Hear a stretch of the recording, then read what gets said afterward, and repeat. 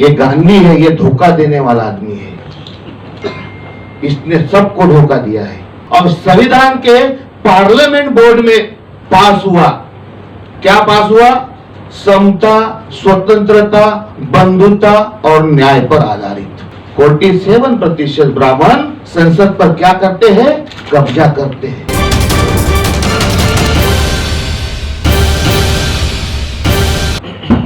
नमो बुद्धाय साथियों, सबको नमस्कार। आज के जो प्रोग्राम के लीडर है, आप सबके लिए मैं एक शेर पेश करना चाहता हूं। हम लोग कभी शेर पढ़ते नहीं है, फिर भी आज ये हज हाउस में मुझे आने का मौका मिला। जनाब पक्कड़ सैयद सादिक अली साहब तंगल जी,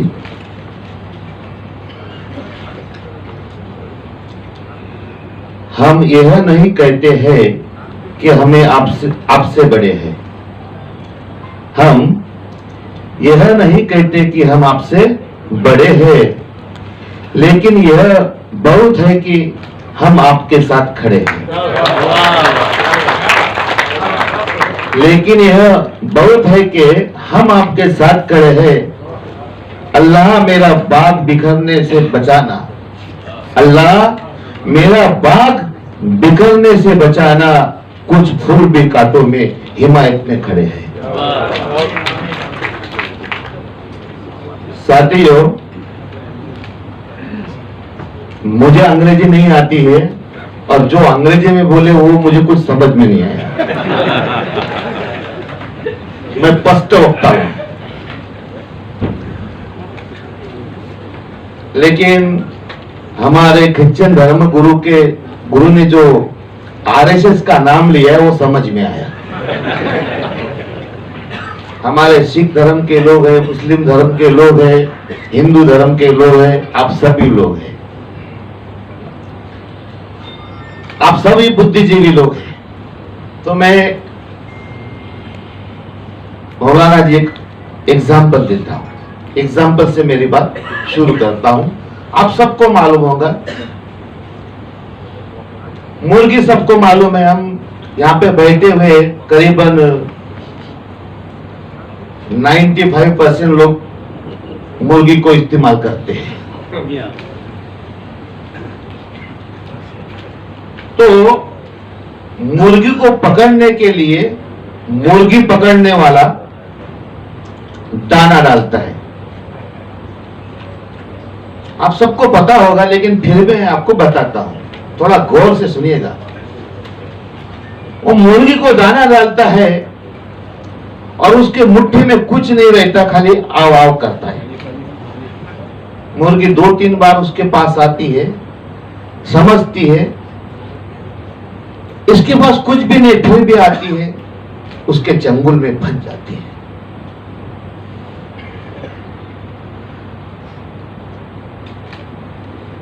छब्बीस जनवरी 1950 को मैं डायरेक्टली बोलूंगा, मैं परसेंट से नाम लूंगा।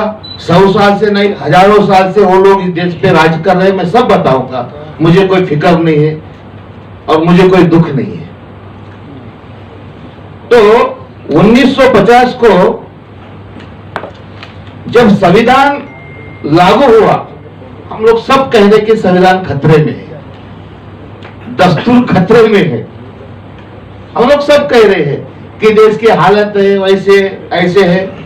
मैं पूछता हूं, एक सवाल है, कितने लोग यहाँ पे जिनके घर में संविधान है? थोड़ा हाथ ऊपर कर। देखो, संविधान पढ़ाया ही नहीं। अगर संविधान पढ़ाते ना तो ये हालत नहीं आती। साहब, संविधान अगर पढ़ाते स्कूल में तो ये हालत आज के आते नहीं है। संविधान पढ़ाया ही नहीं। और क्यों नहीं पढ़ा? क्योंकि आपको जागरूक करना नहीं है, आपको होशियार करना नहीं है। अगर आप होशियार होते हो तो उनको हाथ में सत्ता नहीं लगती है, उनके हाथ में सत्ता नहीं लगती है जो देश में 3.5% लोग हैं, जो देश में 3.5% लोग हैं उनके हाथ में सत्ता नहीं जाती। लेकिन संविधान नहीं पढ़ाया।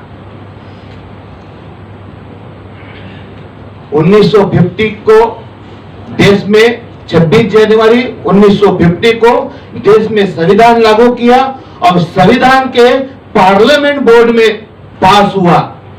क्या पास हुआ? समता, स्वतंत्रता, बंधुता और न्याय पर आधारित ये संविधान है। ये हमारा समरसता का आज का दौर है। हमारे कॉन्स्टिट्यूशन में है समता, बंधुता और न्याय। 1950 से लेकर आप देखो इस पर विषय, इस समता पर, न्याय पर, बंधुत्व पर, भाईचारे पर बात हुई कि आप थोड़ा सोचो। जब ये पार्लियामेंट में पास हुआ तो सब मजलूम, गरीब, शोषित, कमजोर, सब छोटे बड़े लोग को बहुत खुशी हो गई कि अभी हमें समता, स्वतंत्रता, फ्रीडम मिलेगा। सब जो भी लोग थे, छोटे से छोटा, मतलब आखिरी लेवल तक जो आदमी है उस आदमी को भी खुशी हुई कि भाई अभी हमें समता से जीने का मौका मिलेगा, फ्रीडम से जीने का मौका मिलेगा, न्याय से जीने का मौका मिलेगा। लेकिन देश के हालत ऐसे होते हैं। 1952 में चुनाव आता है और 1952 में चुनाव आने के बाद देश की सबसे बड़ी पार्टी कांग्रेस पार्टी, देश की सबसे बड़ी पार्टी कांग्रेस पार्टी 60% ब्राह्मणों को चुनाव में टिकट देती है। 60%, 60% और 60% उनको सीट देकर 47% ब्राह्मण संसद पर कब्जा करते हैं। 47% ब्राह्मण संसद पर क्या करते हैं? कब्जा करते हैं। ये बात को ध्यान में रखना। अभी 47% कांग्रेस ने हमको धोखा दिया, ब्राह्मणों ने हमको धोखा दिया। ये ब्राह्मणों की आजादी के लिए हमारे लोग लड़े थे। क्या भगत सिंह फांसी गए वो ब्राह्मणों के लिए गए थे? क्या सुभाष बाबू ब्राह्मणों की लड़ाई लड़ रहे थे? सुभाष बाबू क्या ब्राह्मणों की लड़ाई लड़ रहे थे क्या? सेकंड राउंड टेबल कॉन्फ्रेंस में जब गांधी गए थे तब गांधी ने जिन्ना साहब को, सम्मानीय जिन्ना साहब को मैं उनका आदर करता हूं, अपने क्वार्टर में जहां गवर्नमेंट परिषद हुई थी सेकंड, वहां पे खाना खाने के लिए बुलाया था और सभी प्रकार का खाना खिलाया और बोला कि आप आम्बेडकर के खिलाफ बोलो। लेकिन जिन्ना साहब ने ऐसा नहीं किया। ये गांधी है, ये धोखा देने वाला आदमी है। इसने सबको धोखा दिया है। ये समतावादी नहीं था, ये वर्णवादी था। तो एक बात बताता हूं कि कांग्रेस ने धोखा दिया। तब से धोखे पे धोखा, धोखा पे धोखा, धोखा पे धोखा हमारे साथ 70 साल तक धोखा हुआ है। हमारे साथ 70 साल तक धोखा हमारे साथ चल रहा है। हम आज लोग बैठ रहे हैं। अगर हमारे घर में संविधान होता, हमारे स्कूल में संविधान पढ़ाया जाता तो आज हमें यहाँ बैठने की जरूरत नहीं होती। आज हमें यहाँ बैठने की जरूरत नहीं होती। सबको संविधान के अधिकार, हक मालूम पड़ते। आज हिंदू हिंदू हिंदू कहते हैं, संविधान के अंदर में हिंदू शब्द है? अभी आप भी लोग कहते हैं हिंदुस्तान हिंदुस्तान। क्या हिंदुस्तान संविधान के अंदर शब्द है? कोई भी बता दो हिंदुस्तान कोई संविधान के अंदर शब्द है? नहीं है। आप भारत क्यों नहीं बोलते? आप लोग जब भाषण करते हिंदुस्तान, अरे क्यों हिंदुस्तान बोलते हैं? हिंदुस्तान तो ये कहीं संवैधानिक शब्द नहीं है। क्यों इसका इस्तेमाल करते बार बार? क्या वजह है? भारत, इंडिया इज भारत, भारत का इस्तेमाल करो। तो 40% 40% जब ब्राह्मणों ने पार्लियामेंट पर कब्जा किया तो लोकतंत्र के 4 पिलर है। लोकतंत्र के कितने पिलर है? 4 पिलर आपको सबको मालूम होगा। पहला पिलर है विधायिका, पार्लियामेंट, जहां कानून बनते हैं। सांसद जी है, 2 सांसद जी है, एमएलए जी है, बहुत बड़े लीडर हमारे बीच में है, आप लोग जानकार भी है, पत्रकार बंधु भी है। पहला जो है विधायिका, जहां कानून बनता है, पार्लियामेंट में कानून बनता है। और दूसरा है कार्यपालिका, उस पर अमल होता है। उस पर कानून बनने के बाद क्या होता है? अमल होता है। और चौथा है न्यायपालिका, जहां विवाद पर समस्या का समाधान किया जाता है, जिसको हम सुप्रीम कोर्ट कहते हैं। पता है ना सुप्रीम कोर्ट के जज आज क्या कर रहे हैं? पता है ना?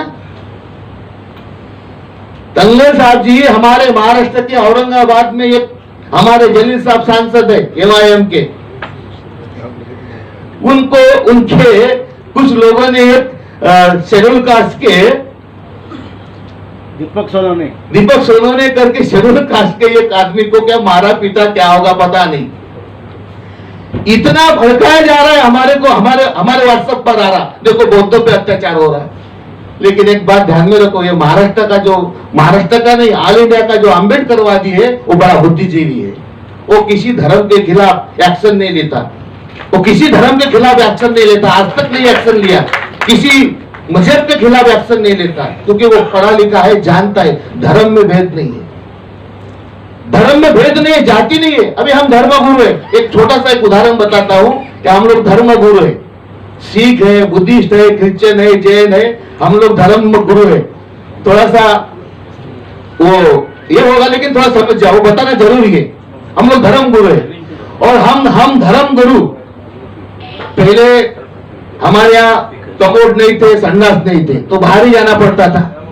तो हम लोग धर्म गुरु संडास के लिए गए एक खेत में, जंगल में, और संडास करने के बाद कोई आदमी को भेजा, जा भाई जैनों का कौन सा संडास है पता करा, पूछ करा। सिख का कौन सा संडास है, टट्टी है, पहचान। मुस्लिम का कौन सा टट्टी है, पहचान। हिंदू का कौन सा टट्टी है, पहचानेगा क्या? लेकिन आप वो भी बोलो, गधा, घोड़ा, हाथी, जिराफ, जो भी है जानवर, उनको भेजो, बकरी, और उनकी टट्टी बोलो कौन सा, ये हाथी का है, ये बकरी का है, ये गाय का है, पहचान में आएगा। पेड़ों में जाति होती है, जानवरों में जाति होती है, मनुष्य में कहां जाति होती है? ये जाति तो हमारे जैसे ठेकेदारों ने पैदा किया है। हमारा एक ही मजहब है, हम भारतीय है। मैं तो खुद को बुद्धिस्ट नहीं मानता, हम बुद्धिस्ट है ही नहीं, हम भारतीय है। और भारतीय होने के बाद में हमारा एक ही धर्म ग्रंथ है, वो संविधान है। वो संविधान है हमारा धर्म ग्रंथ। तो साथियों, मैं ज्यादा समय नहीं लेते हुए 2 मिनट, संविधान तो ये न्यायपालिका सबके ऊपर उनका कब्जा हुआ है। और लास्ट में है हमारा मीडिया, जो हमारी बात करता है। वो मीडिया भी हमारी बात नहीं करता है। आपके केरल में ही या किधर में आरएसएस के 11 लोगों को सजा हुई है, उम्र कैद, केरल में या तमिलनाडु में। कल परसों का ये रिजल्ट है, कल परसों का रिजल्ट है ये, पूरी मीडिया ने दिखाया नहीं। तो ये लोग हमारे साथ नहीं आए हैं। हमें हमारे लोगों को जगाना पड़ेगा, समझाना पड़ेगा। और मौलाना साहब की बात से मैं सहमत हूं कि देश के अंदर में जो भी सेकुलर काम करते हैं लोग, लेकिन उसका लीडर ब्राह्मण नहीं होना चाहिए, उसका लीडर ब्राह्मण नहीं होना चाहिए। एक बात मुझे ध्यान में, मैं डायरेक्टली बोलता हूं, क्योंकि हमारे पेरियार साहब कहते थे, पेरियार साहब का उदाहरण है हमारे भाई, सांप दिखा है, सांप अगर दिख गया तो सांप एक आदमी को काटेगा, मार डालेगा, एक ही आदमी मरेगा। लेकिन ये ब्राह्मण जो है पूरे समाज को मार डालता है। इन्होंने जाति पैदा कर दिया है। एक बात ध्यान में, और यही आरएसएस के लोग हैं, यही आरएसएस के लोग हैं, और इनके पास सत्ता है। ये सत्ता है, मोदी के साथ चला रहे। अब आप बोलेंगे मोदी तो ब्राह्मण नहीं है, वो तो ओबीसी है। वो ओबीसी नहीं, वो क्या नॉमिनेट ब्राह्मण है, नॉमिनेट ब्राह्मण है वो। उसका बाप है मोहन भागवत। उसका बाप कौन है? मोहन भागवत बाप है उसका, इसका मोदी जी का। ये मोदी जी आरएसएस का जो दिल्ली में अधिवेशन हुआ था तो पूरा अपना पार्लियामेंट पूरे मंत्री लोग लेके गया था वहां आरएसएस इसमें। तो तुम संविधान के दायरे में रहकर अपना काम करते हो या आरएसएस के दायरे में रहकर अपना काम करते हो? तो साथियों, मुझे आप लोगों ने सुना है, मैंने स्पष्ट बोला है। आप लोगों को अच्छा लगा या नहीं लगा होगा वो आपकी बात है, लेकिन फैक्ट बताया है। ये कांग्रेस हो या भाजपा हो, ये एक ही पहलू के एक ही सिक्के के दो पहलू है। ये हमें नुकसान पहुंचाने वाले हैं और हमें साथ में आने वाले, क्योंकि मुस्लिम हो, बुद्धिस्ट हो, सिख हो, ईसाई हो, हम लोग कन्वर्टेड लोग हैं, हम भारतीय SC/ST मूल निवासी है, हमें एक होना पड़ेगा। जय हिंद, नमो बुद्धाय। Thank you very much sir, thank you.